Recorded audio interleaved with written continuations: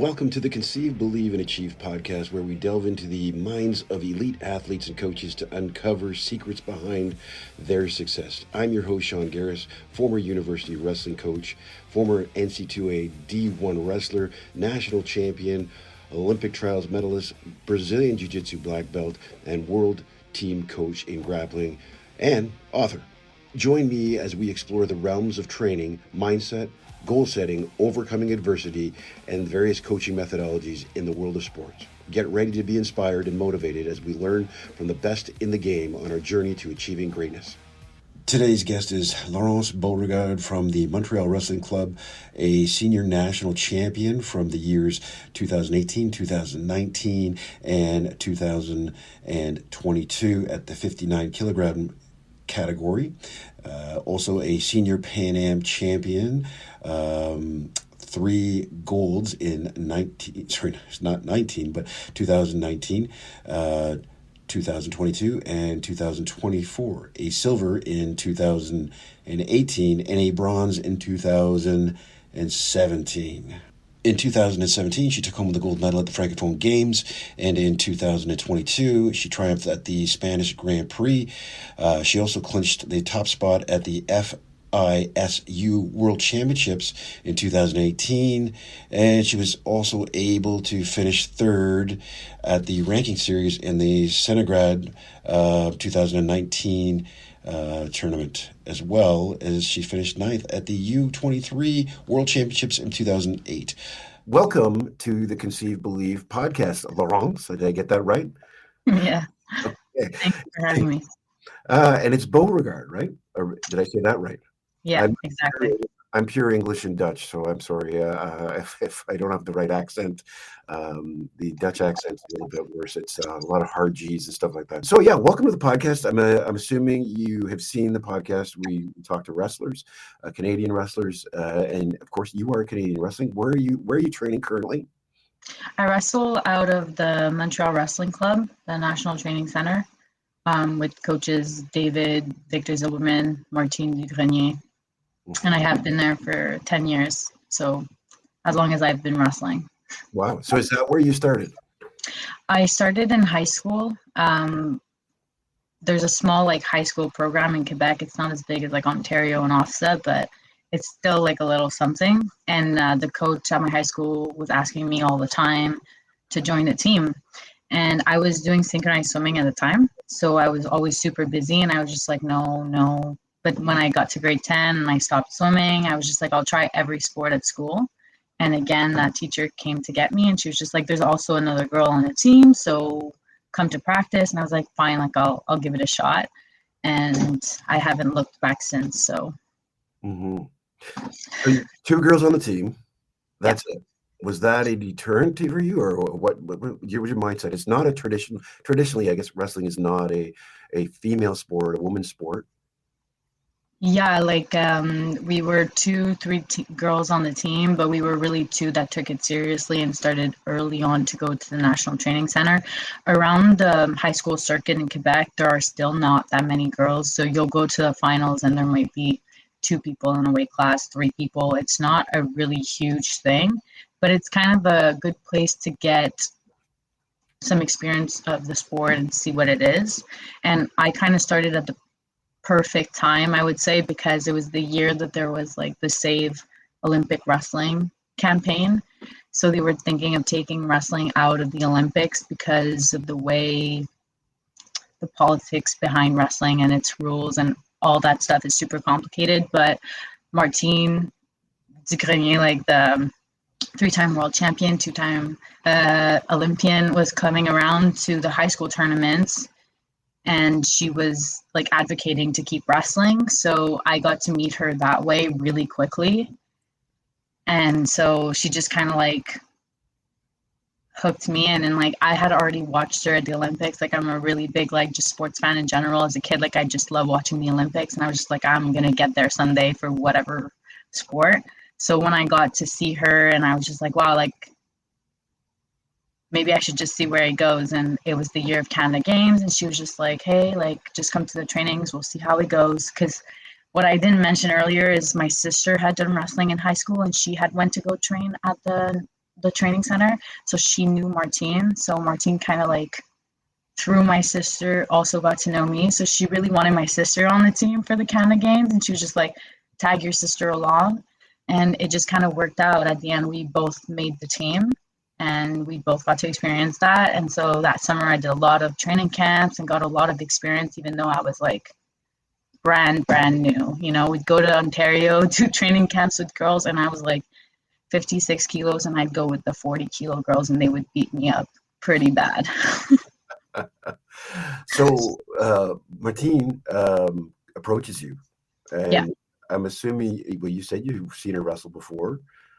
Must have been a special moment for you, for her to come up to you and start chatting. Yeah, like 100%. Like it was like the finals for, so like our offset finals, if I could put people into perspective.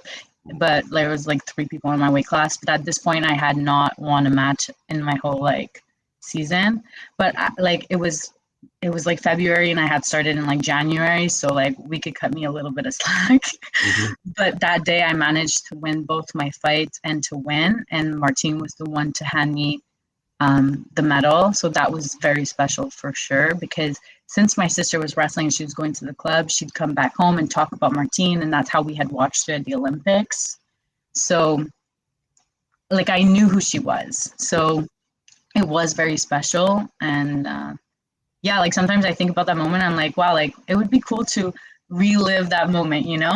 But now she's my coach and someone I really look up to, and someone who's really like helping me in my career development. And so I guess I won.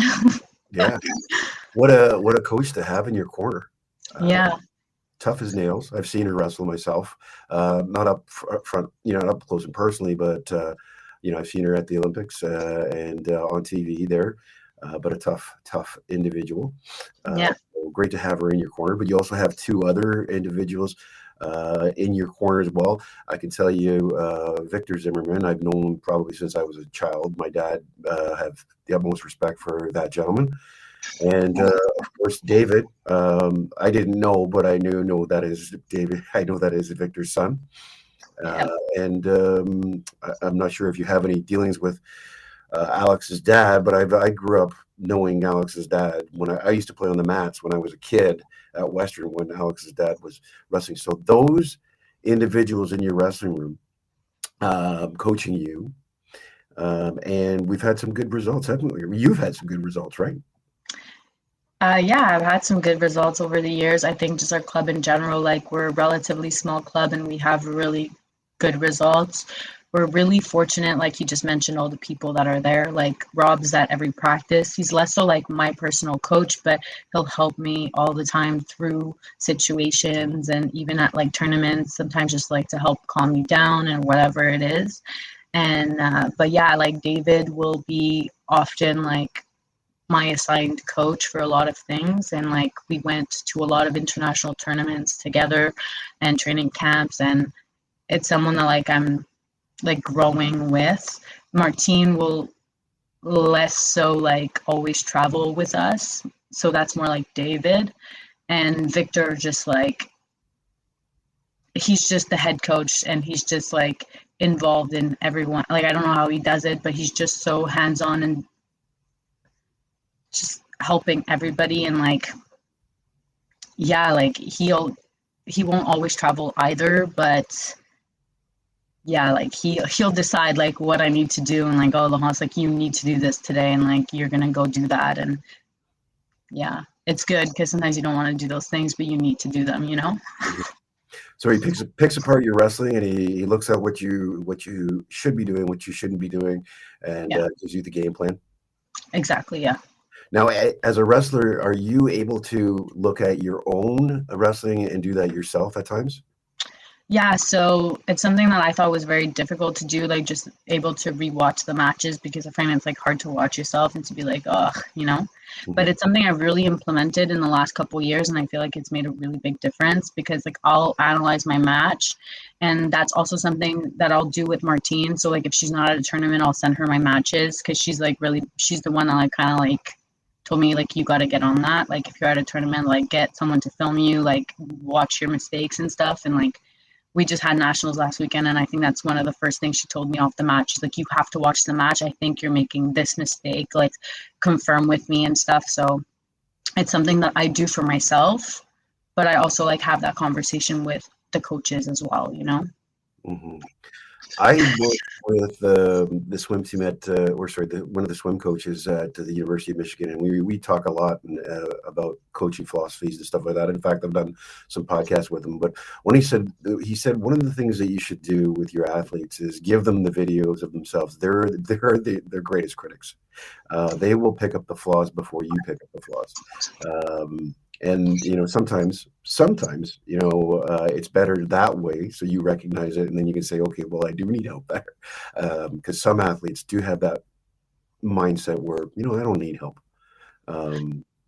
You nod there. Have you ever come across those athletes or been? Well, like I'd like to think that I'm someone who really wants to learn and that's always like looking forward for criticism, but just in the fact that like we're wrestlers and like we're going out there to like kind of fight people and stuff, like sometimes some feedback is harder to hear than others, and you're just like don't want to acknowledge that that might be the case for you. And I feel like that's been a really big thing for me in the last few years as well. So like the coaches, like being like, hey, like you need to show, you need to build your confidence, you need to look confident. And I'm just like, I that's what I thought I did, like I won with this against this girl 10-0, and they're like, no, but that like the points don't matter. Like even if you won 10-0, you could be more confident out there. And that was a concept that took a lot of time for me to understand and to accept and be like, okay, like they might be right. They have a lot more knowledge than me at this point in time. And so to like let that ego a little bit aside and to be like, okay, like I'm actually going to work on it. And it's not perfect yet, but I'm building it up. And what are you doing to build your confidence? I think like just like that whole like for reflecting. So like not just like matches, but like before practice and after practice, so that it's not just like what I think is happening, but actually what is happening. So what was I able to accomplish today at practice? Like how many doubles did I do? And then also keep track of my mistakes and the coach's feedback. And it doesn't need to be like pages and pages long, but just like little key points to help you stay on track of your own development. So then it's less like objective. Like it's more actually, I'm sorry, it's more objective and less like subjective to like how I'm feeling that day. Because some days you'll feel great and you'll be like, wow, like that was a great practice, but what made it a great practice? Mm-hmm. Yeah, knowing the ingredients helps you out a little bit better to make a better session, right? Yeah. You're talking about tracking your progress. You're tracking your progress, but do you have a goal setting mechanism put in place for yourself as well? Is it yours, or is it a coach's set for you, or is it what are you aspiring to? Like, are you asking what I do when I goal set or what my specific goals are? Well, let's talk about what you do. That's probably, I think, some of the people that are watching maybe want to, hey, pick your brain.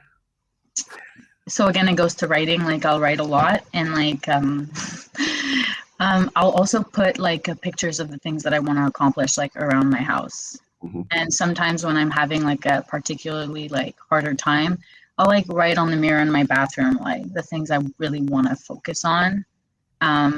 Just like a bunch of little things like that. So like I'll have like a paper of like daily affirmations. I'll have like the picture of like the Olympics. I have like a flag of Canada in my room. Just a bunch of things that I could see all the time. I have a little mug that I just bought and it has like a little wooden thing on it, and I wrote like I put like the Olympic rings on it and things like that. So I do a bunch of little things like that to keep like those goals close to my heart.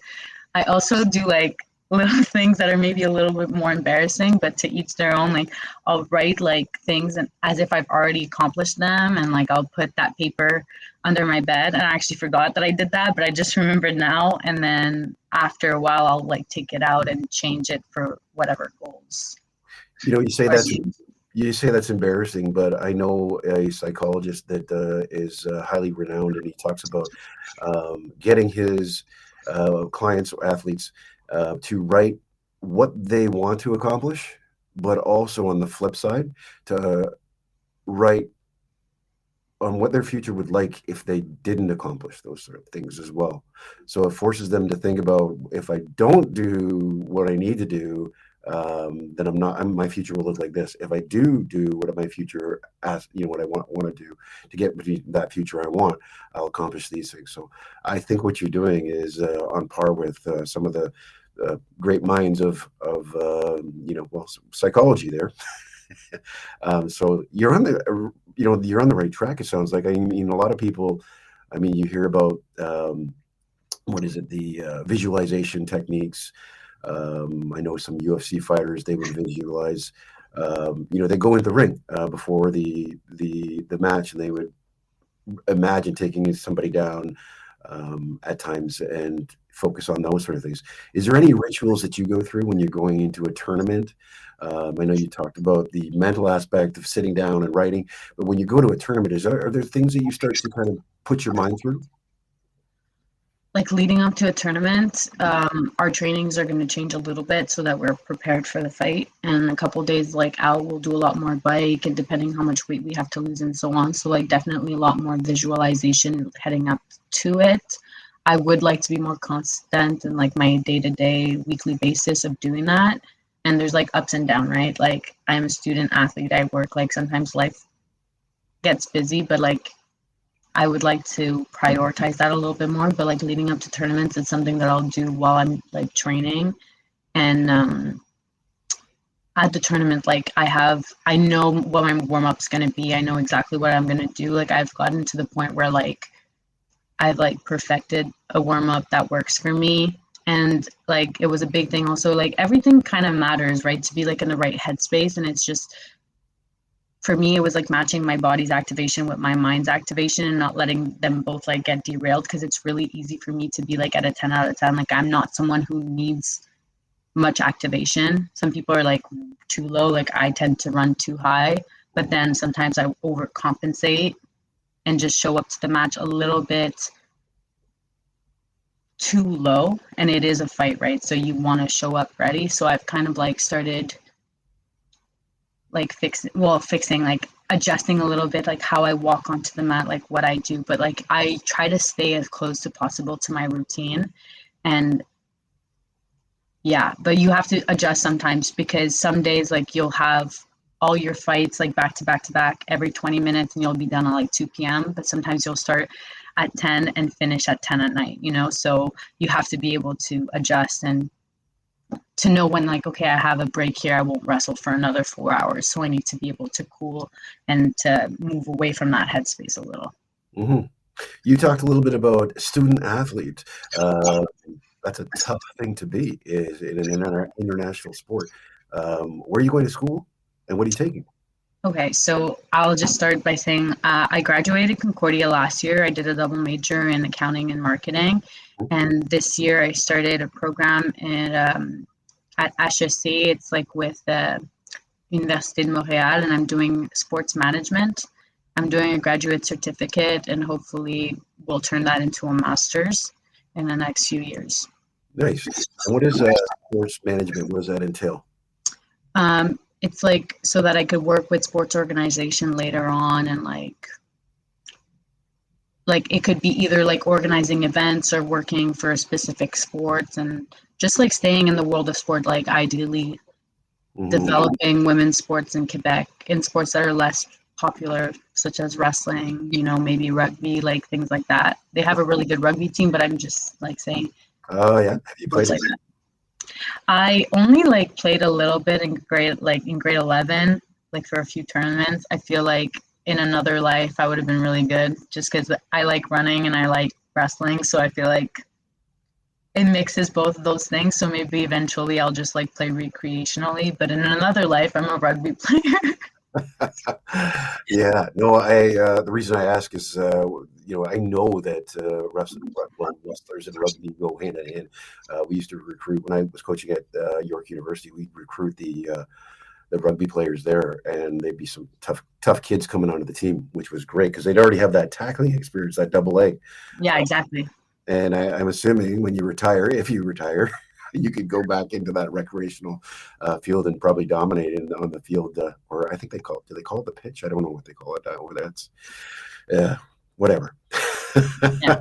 I'm definitely going to do sports after wrestling. So, Well, I think that'll keep you happy because, you get into this, if we get into, I think sometimes when you get into, a field, you go into school and you think, okay, well, I'm going to take, I don't know, XYZ. And then you start to realize, I really love the sport. I want to do something that kind of, keeps me in it. And that's what my dad did. We talked a little bit about my father prior to this. But he got into insurance sales after his career in Olympic wrestling, and he didn't like it. Man, it seemed to be like a spot where he just kind of spiraled down. But then he started coaching, and then he started making his own business, and he became so involved in the sport at that time. He just loved it. So I think that's a great career path if you are looking to do something like that. I want to talk about your international experience. We hit a little bit on it already. We just glazed over it, though. Your first international experience. Tell me a little bit about that and the qualify. Let's talk about the qualifying process and how excited you were to qualify for an international experience. okay. So, well, my first ever international experience, I don't know, what was it, 2015, I think. I went to Puerto Rico. And there was no qualifying process. It's just like a trip my club goes on, and it was just like a great experience. And then later on, my like first, like the one that I consider like my real like first international experience is in 2017. I was a junior, and at this point in time, I'm a decent wrestler, but it took some work, and I wasn't like someone who dominated every age group. I started a little bit later than your typical person. I was 16 years old, which is it's not old, but a lot of people start at like 14, 15, and a year or two makes a big difference. I didn't dominate. I finished second and third both my junior years, but both years I also wrestled in the senior weight classes and also took second both years. So my second year as a junior, I got asked to go to the senior Pan Ams. So at this point, I'm 19 years old, and I was wrestling in 55 kilos, and they're like, "Hey, do you want to go at 60 kilos for the seniors?" And I was just like, "Yeah, sure, like let's do it." So then I went, and I finished third. I think we were fourth, so like I lost like every match except for one, but like still like that was a really great experience. I was with all the national team members, like Justina, who's qualified for the Olympics, and I was actually rooming with her, and she really like helped me out. There was also Michelle Tazari.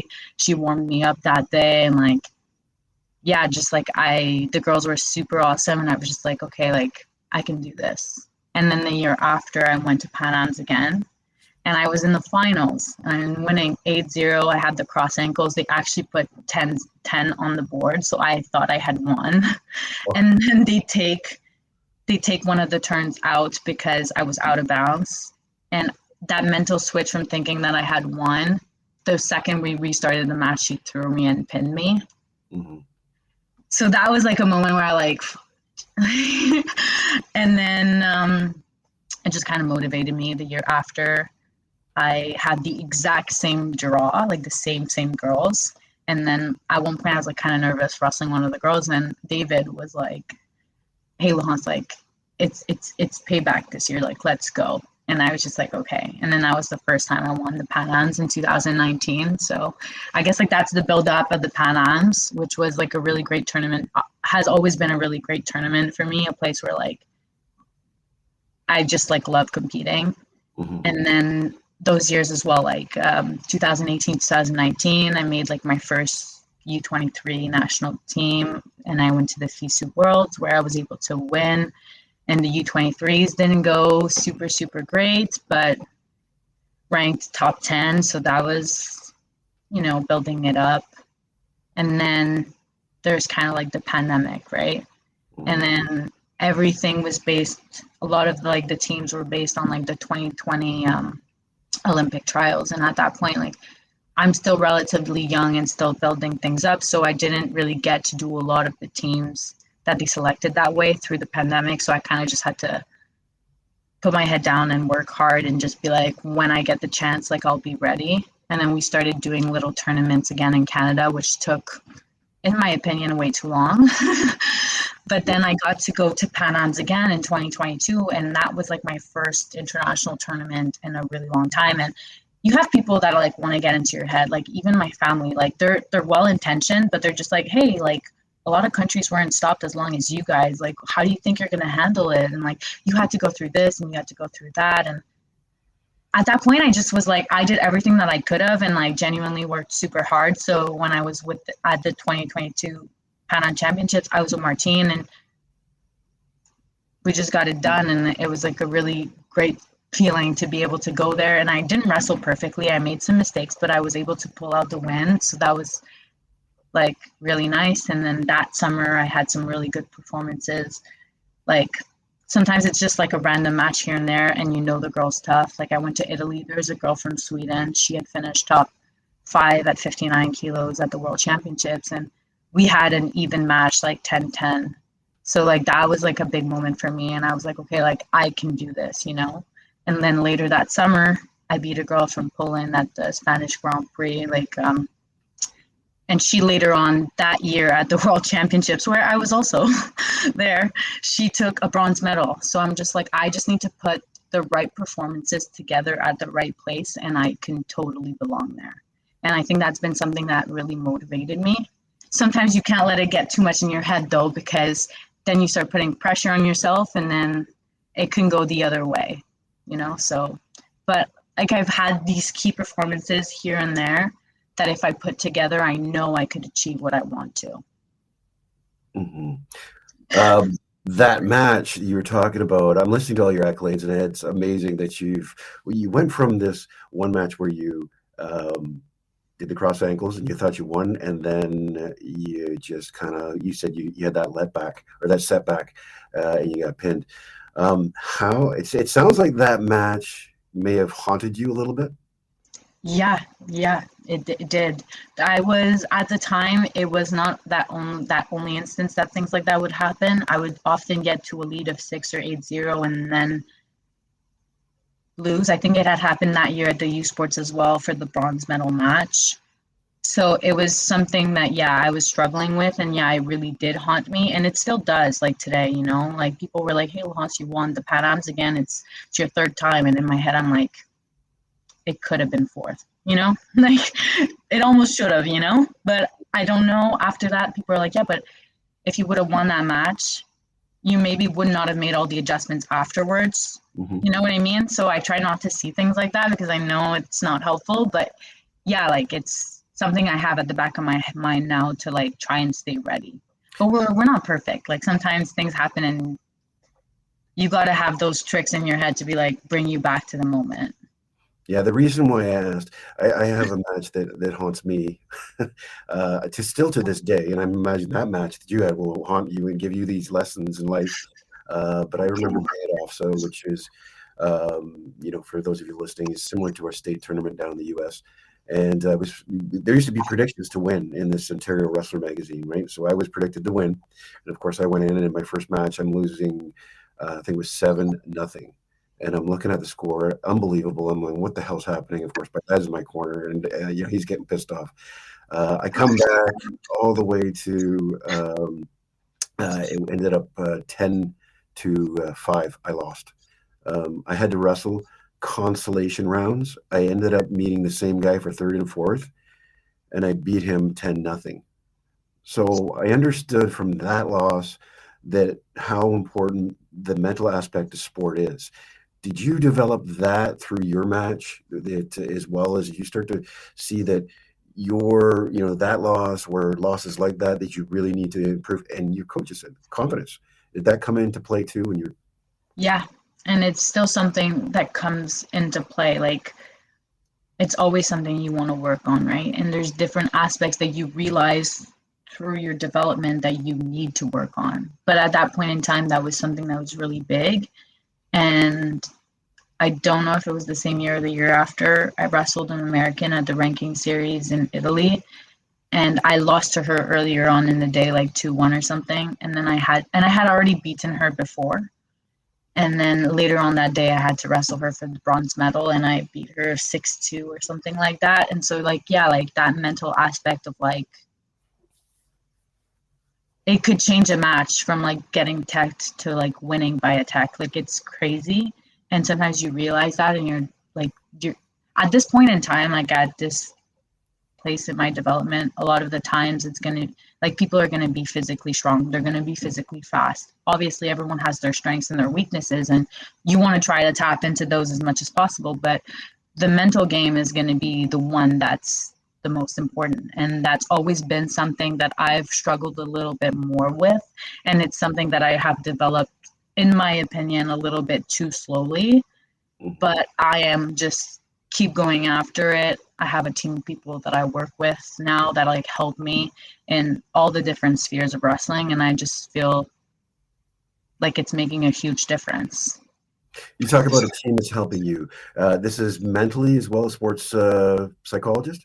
Yeah, I see a sports psychologist and a nutritionist for like the weight cuts and things like that. I have other like little digestion issues and stuff like that, so it's really important for me to see one. Like, I have certain restrictions and stuff, but yeah, like I have a team and everyone like works together to like try and help me as much as possible, and that is just making a huge difference. And like, I don't even know how to say it, but like it just gives you that extra little confidence to have like those extra people in your corner that believe in you, you know. Mm-hmm. Awesome. I'm glad that you recognize that in yourself and able to put an action plan there, because that certainly helps. There are outside influences in our lives that will affect us mentally sometimes.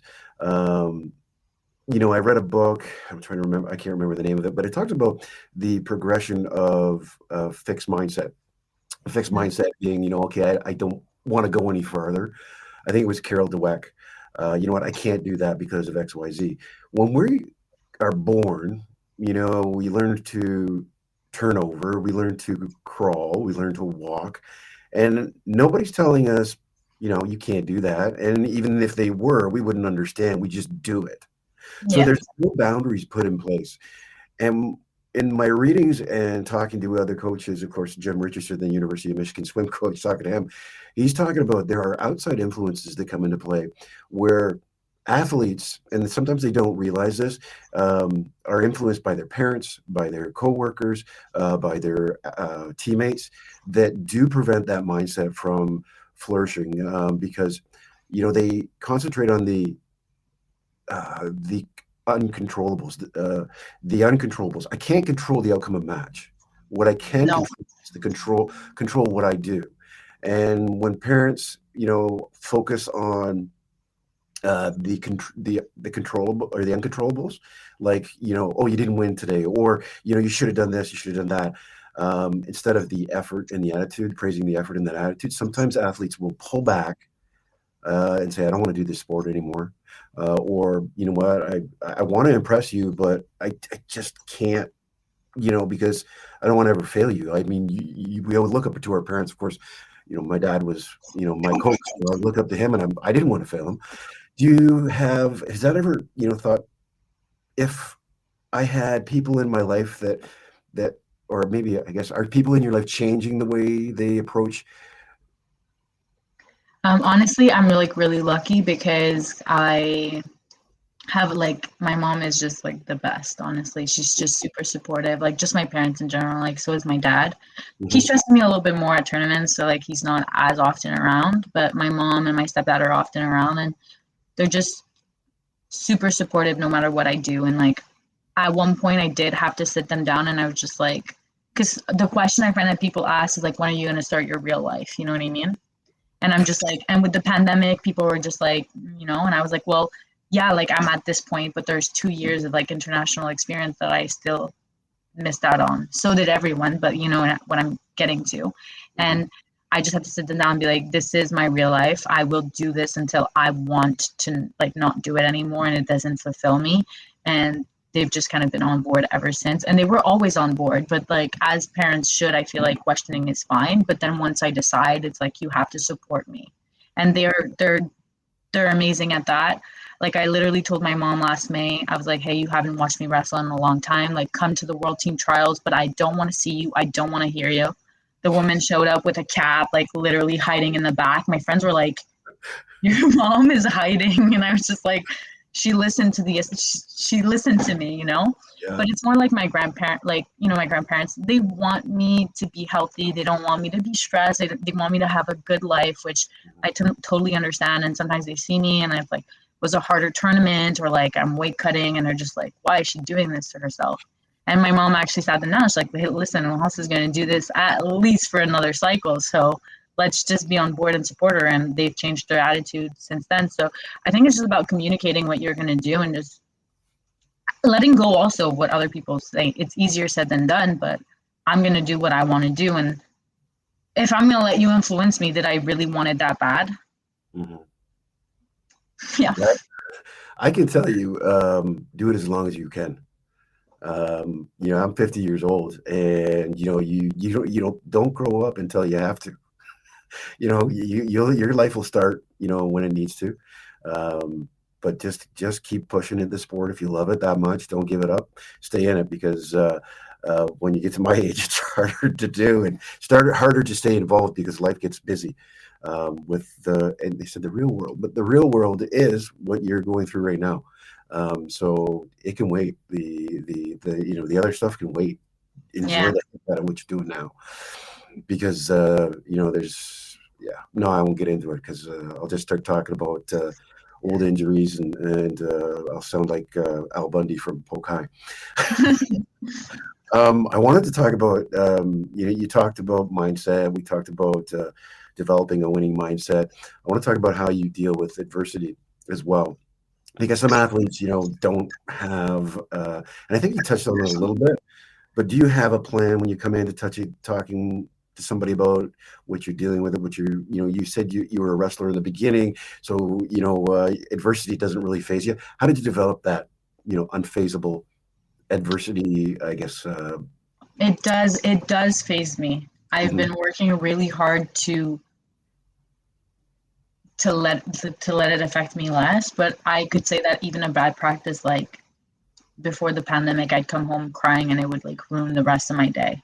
Mm-hmm. And then at one point I was just like, that can't happen because that's when you learn. When you fail is when you learn. And that's something I'm trying to adapt in my everyday life, but sometimes it's hard. Some tournaments, you know, like Olympic trials or bigger things, I feel like I'd be lying if I said like those things don't affect you. They do. They're like lifelong dreams and sometimes it just you have to show up that day, you know, and just no matter what gets in your way, you have to be that person that comes out on top. And there's just one winner at the end of the day, you know? And it's just like sometimes that's hard to deal with, but I think it's just keeping the big picture in mind and being like, okay, like I knew this time around, like obviously the goal would have been to win the trials, you know? But I knew that my goal was like really in 4 years and to keep building up solid performances and become more consistent.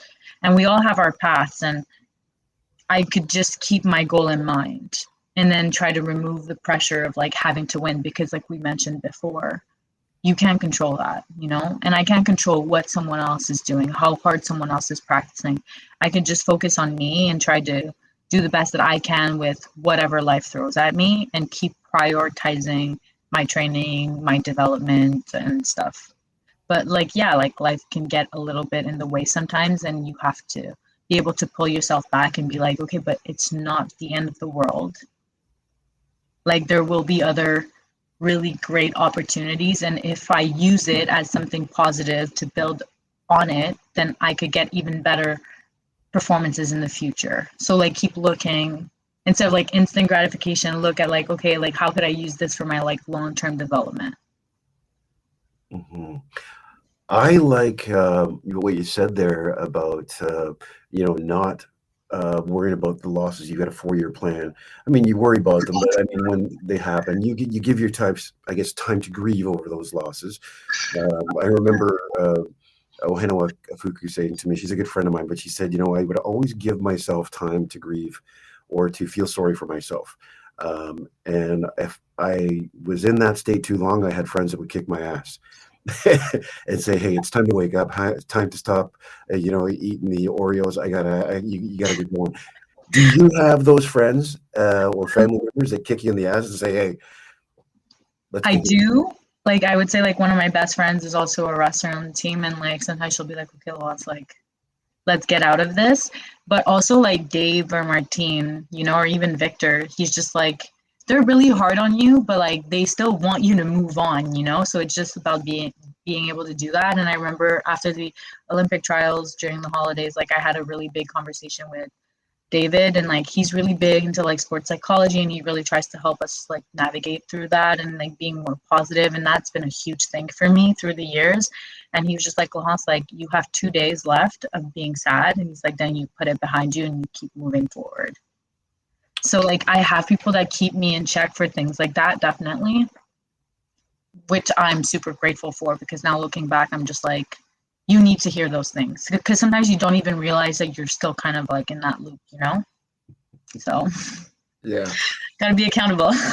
Yeah, no, I like that your coaches are holding you accountable and telling you, hey, that it's a good practice. I do that with my young kids when I'm coaching. I've got kids that get into a funk and they lose, and I'm like, I have to tell them that there's a bigger picture. It's not a loss is a loss. It doesn't change what you do, it doesn't change who you are. It changes what you do. That's all it does. And sometimes it's for the better. Sometimes our losses are our greatest teachers.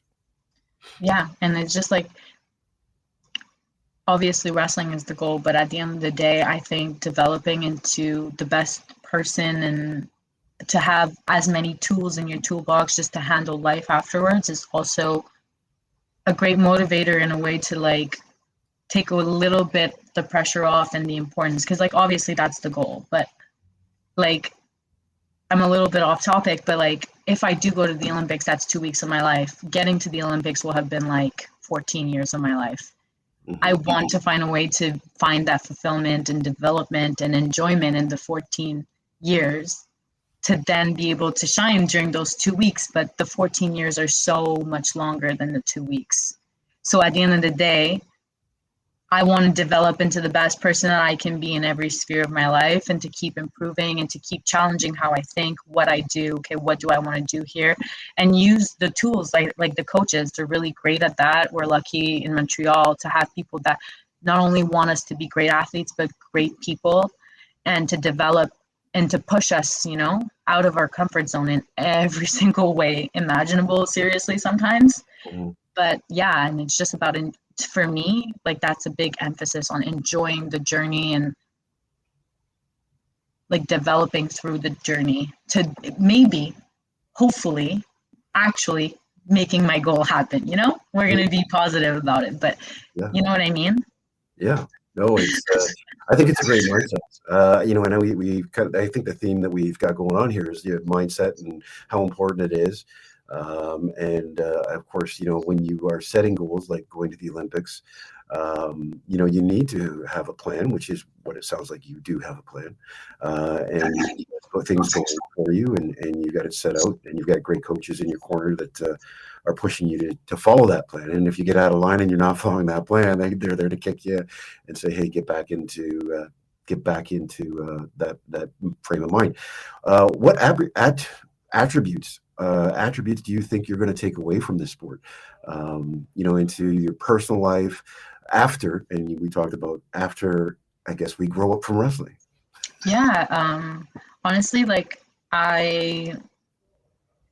it's kind of crazy sometimes. Like I come from relatively far in a lot of regards, like I think I would have went to university, I would have done those things, but like the coaches and the environment really pushed me. Like they were suggesting that I do a second major in accounting and add that to my toolbox. Like they've really pushed me in every single way possible, and just even like on an emotional level, like I'm someone who is still super emotional, but the way that I've learned to handle these emotions is just, it's crazy. And eventually in life there are things that are going to happen that skill is going to be really useful, and I want to be that person for like my family that like, like if my mom's stressed about something, be that person that could rationalize with her, okay, well, like what can we do in this situation? Or like there for my sister, or I want to be like kind of like that rock and like foundation. And I feel like that is also the role that I would like to have with my own family. Mm-hmm. like kind of be that person that like pushes them also outside of their comfort zone and is a little tough on them, because that's how people have been with me, and I find that it's been super like helpful into developing who I am today, which I think looking back, like let's say like 10 years ago, it's crazy, you know, not that I was not a good person or that I wouldn't have been successful, but I just think that today I have a lot of skills that I've been able to develop through wrestling. Like I'm super hardworking. I don't give up. I can fail 100 times over. I'm still gonna show up. I'm still gonna give my best effort. I'm really able to push really hard, and I don't think a lot of people can do that. I feel like a certain like level, and I can manage a lot of different things. Like my schedule can be crazy at times, like, and I'm not gonna not do something. Like, yeah, so I think it's just about balancing everything, being organized, and being able to work really, really hard in all the spheres of my life. Once you've wrestled, everything else is easier. A quote by Dan Gable. Yeah, and that's what I hear as well. Yeah. Mm-hmm. I want to talk about your proudest moments in wrestling. Or do you have one in particular? Or do you have many? One that stands out. Honestly, I have a few. Mm-hmm. The Francophone Games in 2017 is my first gold medal internationally, and I was going through like a bit of a hard time before the tournament. And Martine like kind of sat me down, and she was just like, "Listen, like let's go out there and be positive." And that completely switched my mind, and all of a sudden, I was able to just get it done, and that was a really amazing moment for me where I was just like, "Okay, like I can do this." You know, it's finding like key moments that like reinforce what you already believe about yourself, I find. And um yeah, like winning Pan Ams for the first time after all that happened was definitely special, and I feel like just every time I go to the Pan Ams there's like a different, like I elevate to a different level. So like this year, being able to go there and not get a point scored and just like dominate everybody was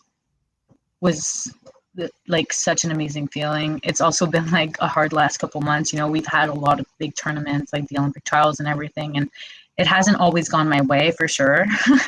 And it was just kind of like that moment was just like, okay, like I wasn't in the perfect headspace. I wasn't in the perfect place, but I was able to put in a performance where I was able to dominate, to be confident, and to show a big variety of skills, which is something that like I'm really working on because I do have it. And sometimes I don't think I show it enough at the tournaments. So that was really exciting for me. That was very special. And last year was a hard like just I wrestled 62 and 63 kilos for the university circuit. Mm-hmm. And I'm like a 59, 57 kilo wrestler. And I think it was really good to challenge me in a different way. But it was a harder season in certain regards. And I got to the World Team Trials last year, 59, and I beat some people I had been wanting to beat for years that I hadn't had the chance to wrestle in a really long time. And I like dominated and won the spot for 59, and my mom was there and everyone was there. So I would say like those moments definitely stand out in my mind as like being really special. But if I had to say one, probably the World Team, just because yeah, like that, just that feeling of like, okay, like I got it, you know? Mm-hmm. It was like you were top of the mountain. Top of the mountain. But Pan Am's this year is a close second Oh, because yeah. you have to be able to perform when other things come in the way. Mm-hmm. And that was special too. So you talk about all those tournaments, all those proud moments. Obviously, those proud moments come with sacrifice. What are the types of sacrifices that you've had to endure as you put yourself on the map for international wrestling? All right, so I will say something, and it's going to be a little bit cheesy, but it's been years that I've been saying that. I try not to see anything that I do as a sacrifice. Mm-hmm. I see it as a choice. Mm-hmm. If I go see my friends, I can't go see my family at the same time. If I go train, then I can't do something else at the same time. But life is about choices and decide and aligning the things that you do with what you want to accomplish. So yeah, I could say it's a sacrifice. I wake up at like 6:30 every single day and I go train. And then after I go train, I go to work. And after I go to work, I go to train again. Some days I do 3 trainings. Some days I'm supposed to wrestle for 3 hours, but the practice ends up being like 4. You know, I could say all those things are sacrifices, but I think it's just like a choice. And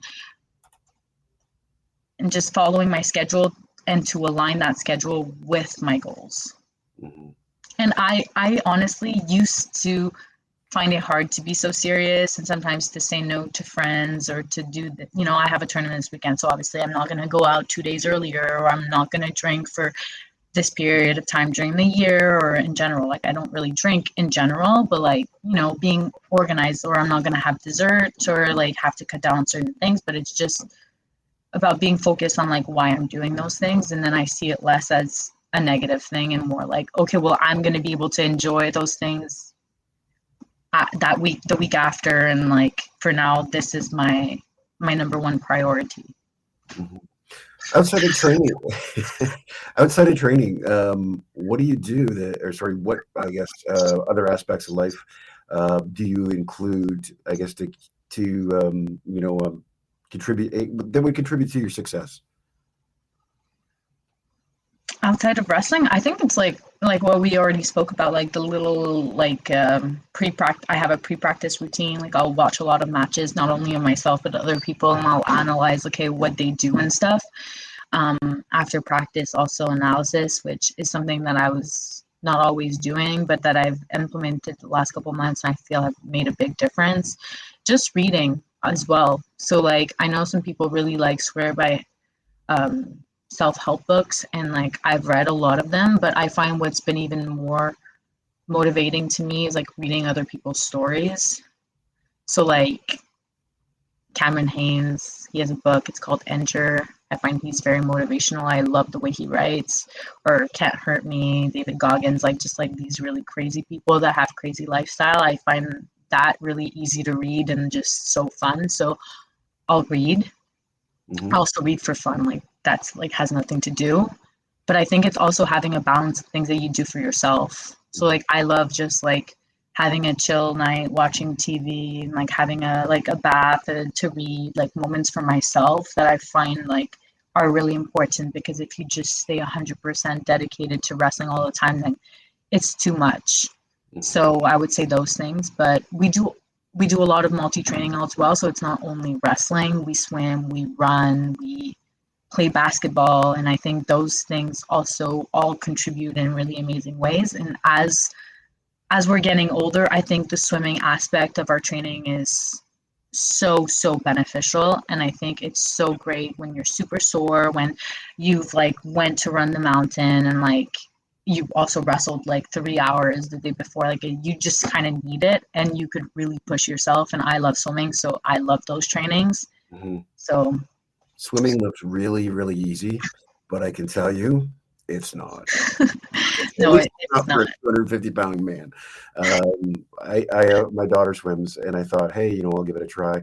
Got in the pool with her one day, and we decided to race. And the cardiovascular component of swimming, I'll tell you, I did one lane, and I was sucking wind like I've never sucked wind before in my life.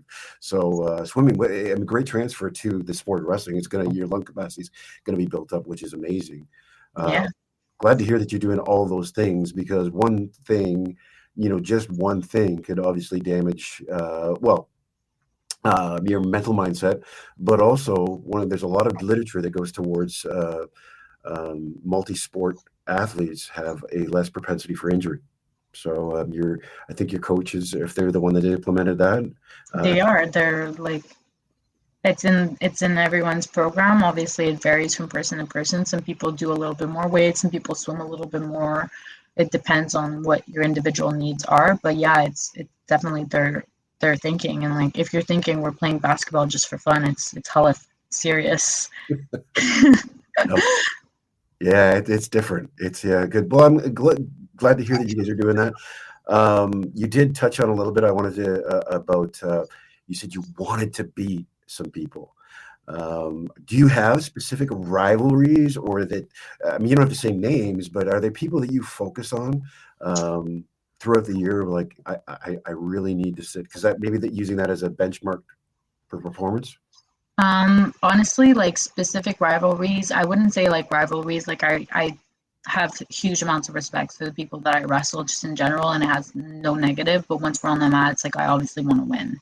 Mm-hmm. And like we mentioned earlier, sometimes I started a little bit later and maybe had a little bit of a slower development at the start. So there's people that I've wrestled ever since I was like 16 years old. And being someone who wrestles 59, sometimes 57, I don't always cross paths with everybody. And sometimes it could take years until I cross paths again with them. So it was really just exciting because there's a girl that I beat last year for the 59 kilo spot that in 2021 we had wrestled and she had texted me, and I knew in that moment that I was like, I'm not far. Like, I know the result says that I'm far, but I know I'm not far. I was able to do some key things, and then it's just about getting back to work. And then yeah, like 2 years later I got to wrestle her again, a year and a half later, and beat her by 10 points. And I was just like, that was a huge moment for me, like a mental barrier more than a physical one, I think so.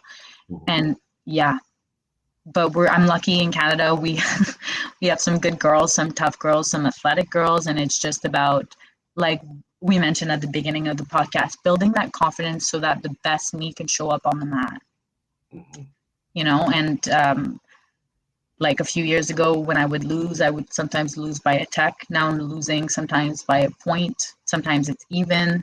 So it's just about being like, okay, like I can definitely do it. It's just small adjustments here on out, and I just need to stay focused, keep pushing myself, find little challenges for myself every single day. So yeah. That little girl that is watching this, that is, wrestling her heart out and, is getting beat up every time she's on the match, what would you say to her? I mean, you're in a really great spot because, like, you can just learn so much from those moments. You learn so much from people that are better than you. And if you just keep pushing through and you just stay consistent and you work as hard as you can, great things will happen. And that means different things for different people, like, obviously. But that's what I tell myself all the time. I'm not necessarily the most talented. I'm not the person that things come the easiest, but I work extremely hard, and that is my strength that I need to use as my advantage, you know?